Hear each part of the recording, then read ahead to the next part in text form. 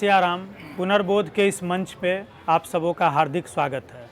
पुनर्बोध भारत भारतीयता, हिंदू हिंदुत्व, प्रकृति संस्कृति, सनातन पुरातन धर्म से जुड़े हुए मुद्दे, विषय, जानकारियों को साझा करने का, बताने दिखाने का एक माध्यम है। आज की अपनी संवाद यात्रा कार्यक्रम सीतामढ़ी नगर अवस्थित पुनौरा जानकी मंदिर परिसर में है।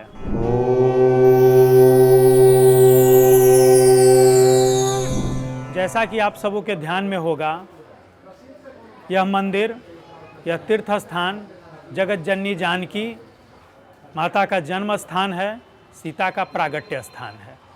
कहते हैं कि जब ऋषि विश्वामित्र मिथिला की यात्रा पर आए तो राजा जनक से उनका संवाद हुआ। उसमें वो बताते हैं कि हलेश्वर से जो यज्ञ, हलेष्ठी यज्ञ प्रारंभ हुआ, उसी क्रम में हल के अग्रभाग, जिसको हम शीत कहते हैं, उसके स्पर्श से जो कलश था वो कलश टूटा और भूमि के अंदर से उस कलश से एक बालिका की किलकारी सुनाई दी।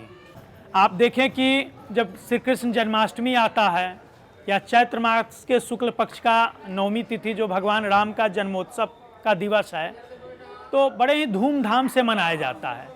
ठीक ऐसे ही जानकी नवमी भी मनाने की परंपरा है, जो बैसाख मास के शुक्ल पक्ष के नवमी तिथि को आती है। तो मुझे लगता है कि इस दिशा में प्रयास होना चाहिए कि जानकी नवमी तिथि पर भी अधिक से अधिक लोग जानकी के जन्मभूमि की यात्रा करें, यहाँ के पावन पवित्र तीर्थ स्थानों तक वो आएँ श्रद्धालु भक्त। इसके प्रयास की आवश्यकता है। इस संवाद कार्यक्रम में यहाँ के प्रबुद्ध, प्रतिष्ठित, सामाजिक सांस्कृतिक दृष्टि से सक्रिय लोग हमारे बीच बैठे हैं, साधु संत भी आए हैं। तो मैं इन्हीं लोगों से भी इस पर जानना चाहता हूं कि इनके क्या मंतव्य हैं। सारे तीर्थ स्थल पर जाता हूं, देखता हूं, सब जगहों का विकास देख करके चित्त प्रसन्न हो जाता है। लेकिन जब मैं अपने सीतामढ़ी, जहाँ जनक नंदिनी जानकी की जन्मभूमि है, जो स्वयं ही सर्वशक्तिमान है, जिनकी शक्ति से सारी दुनिया चलती है, और उस जगह का विकास नहीं हो पा रहा है। अगर राम जी का जन्म स्थान अयोध्या है और राम जी का दर्शन करने से हमारा पुनर्जन्म का मुक्ति बनता है, कर्म क्षेत्र में मुक्ति होती है, तो माँ जानकी जी का भी साथ में जितने भी तीर्थ आते हैं, पर्यटक आते हैं, जब तक जानकी जी का दर्शन नहीं करेगा तब तक वह मुक्ति का साधन क्षेत्र नहीं बन सकता। क्योंकि राम और सीता एक ही ब्रह्म हैं, दोनों एक दूसरे का पूरक हैं, एक सिक्का के दो पहलू हैं। तो राम जी का दर्शन के बाद, अयोध्या का दर्शन के बाद सीता माँ का दर्शन अति आवश्यक है हमारे मनुष्य मानव के जीवन में, जो कि हमें उस गहराई से लेकर के ऊंचाई तक ले पहुंचाने का काम माँ सीता ही कर सकती है। अभी जैसा महाराज जी ने कहा, वास्तव में तुलसी बाबा रामचरितमानस में कहते हैं कि सिया राम मैं सब जग जानी, करहूँ प्रणाम जोरी जुग पानी। तो राम जो है वो सीता के बिना अपूर्ण है। राम की भार्या माता सीता जो हम सबकी बहन है, हम लोग प्रतीक रूप से उन्हें बहन मानते हैं, माँ मानते हैं। इस जन्मभूमि का भी विकास होना चाहिए और इस जन्मभूमि के विकास के लिए सरकार को चिंता करनी चाहिए, जनमानस को भी एक मत में आना चाहिए।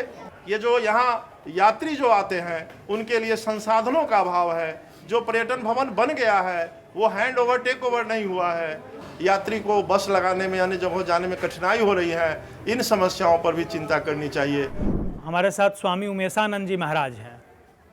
स्वामी जी सीतामढ़ी के ये पुंडरीक ऋषि का जो पवित्र क्षेत्र है, यहाँ अवस्थित पुंडरीक केशव महादेव मंदिर शिवालय और पुंडरीक ऋषि का जो आश्रम से जुड़ा स्थान है, महाराज जी वहाँ की सारी व्यवस्था देखते हैं।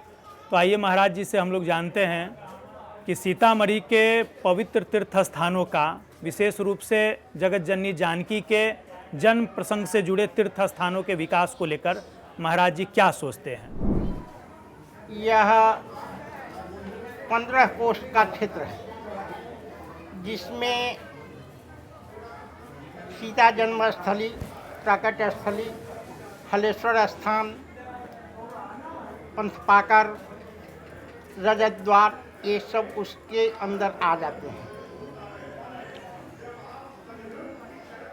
पुंडरीक क्षेत्र में जितने भी ये चारों मंदिर हैं, उसके विकास के लिए पर्यटक विभाग आधारभूत संरचना यहाँ स्थापित करे और यहाँ स्थानीय सामाजिक लोग कार्यकर्ता से के अधीन एक समिति बना करके इसकी विकास की जाए। हम इस बात को कतई स्वीकार नहीं करेंगे कि सरकार इसको अधिग्रहण करे। यहाँ जितने भी लोग हैं वह धर्म और आस्था से जुड़े हुए हैं। सरकार के हैंडओवर होने के बाद यहाँ सरकार के अधीन चले जाने के बाद उनकी मर्जी के अनुसार उसका स्टाफ बहाल होता है, उसका वेतन देते हैं वो। यहाँ पुजारी या यहाँ जो सेवक हैं उनके लिए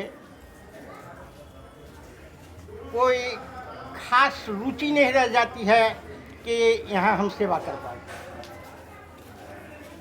यहाँ का पैसा जो जमा होता है वह दूसरे जगह खर्च होता है, तीसरे जगह खर्च होता है, यहाँ के विकास में वह नहीं लग पाता है। इसलिए मेरा मानना है कि यहाँ एक समिति बना करके यहाँ का पैसा यहाँ रहे और इसी के विकास में खर्चा किया जाए।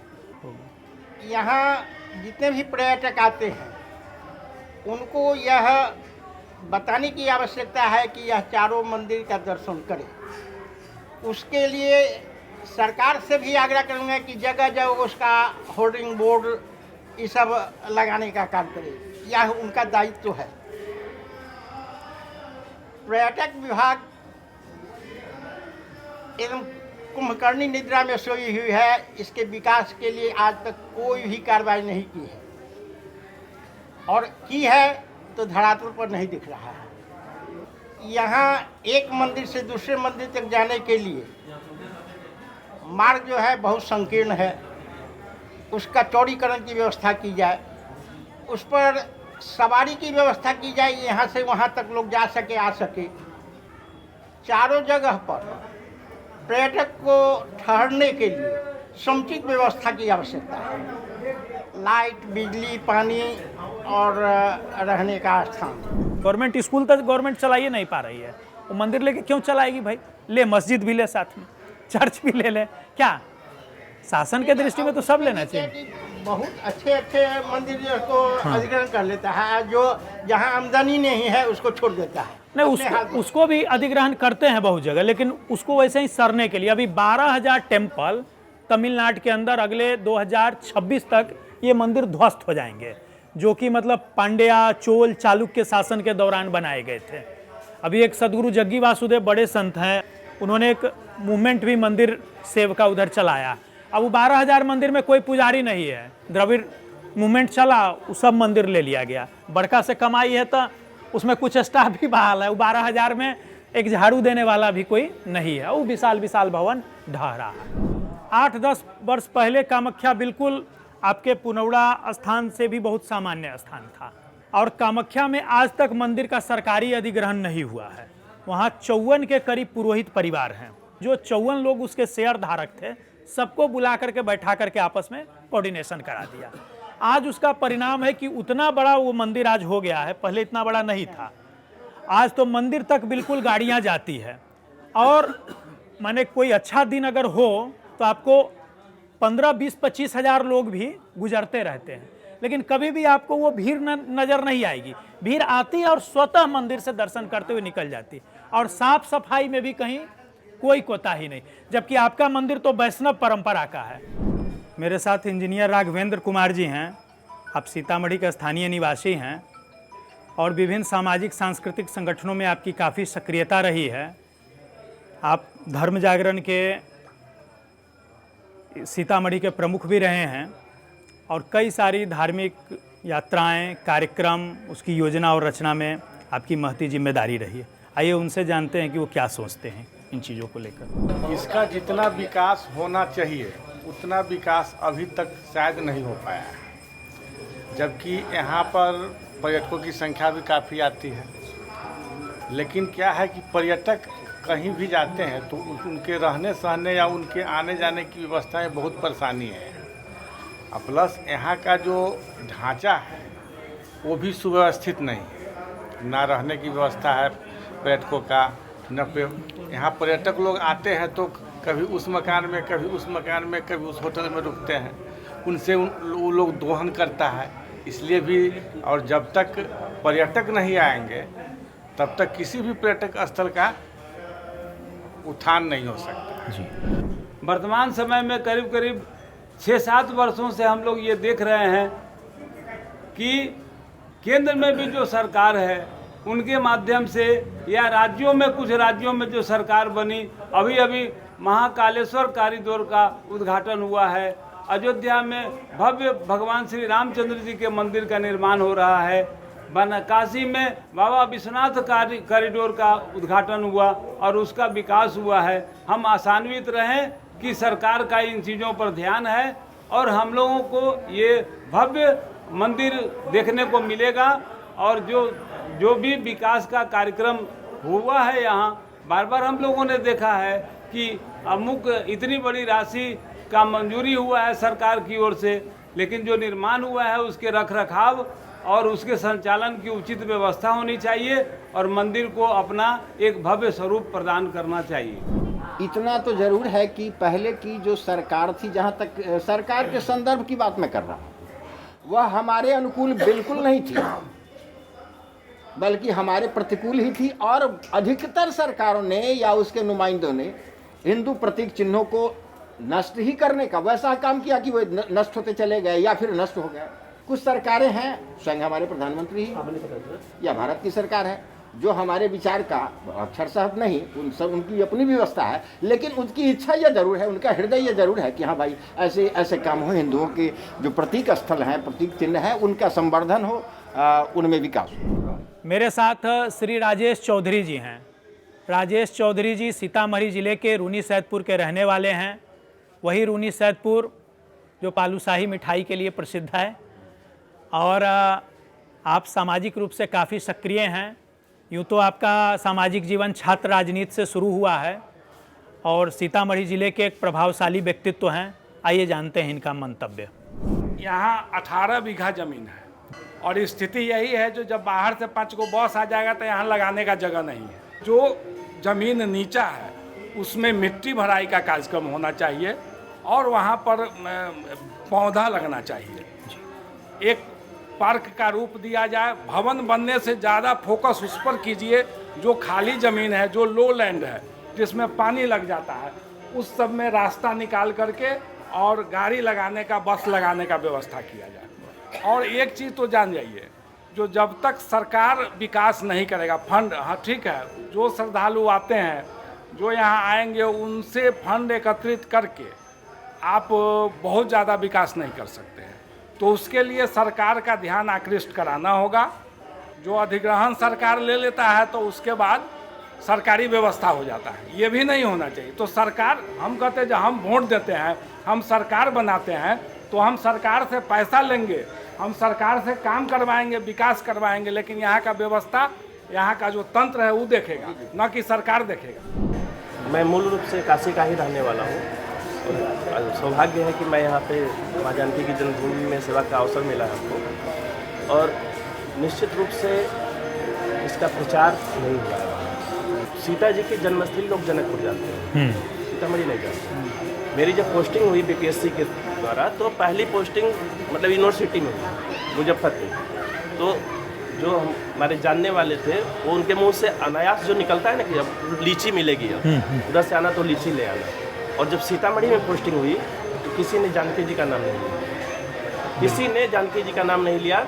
जो नाम लिए वो यहाँ के रोपना जो रोपाई करने के लिए जाते हैं उनका नाम लिए हुए। यहाँ की प्रसिद्धि वहीं तक है बाहर में। मैं जो वास्तविकता है मैं उसकी बात कर रहा हूँ, एकदम जो नेचुरल निकला उनके मुंह से वही निकला। मैं सबकी बात नहीं कर रहा हूँ, लेकिन जो आम लोगों की धारणा है वो है। अब मैं जब भी जाता हूँ तब मैं यहाँ के फ़ोटो दिखाता हूँ, मैं बताता हूँ लोगों को कि नहीं सीता जी, मैं वहीं हूँ जहाँ पे सीता जी का जन्म हुआ था। हलेश्वर स्थान के बारे में बताता हूँ कि वहीं से जनक जी हल चला। लोग जिज्ञासावश मेरी तरफ ध्यान से सुनते हैं मेरी बात कि जनकपुर कहाँ है, क्योंकि जनकपुर में जनक जी रहते थे। तो इन सब चीज़ों के बारे में लोगों को कैसे पता चले, कैसे उस तरफ आकर्षित हो, ये विचार योग्य चीज़। तो संस्कृति संवाद की इस यात्रा में आपने सुना सीतामढ़ी पुनौरा धाम से यहाँ के प्रबुद्ध जनों के, संत जनों के मंतव्य को। इन्हीं शब्दों के साथ जय सिया राम। जय सिया राम।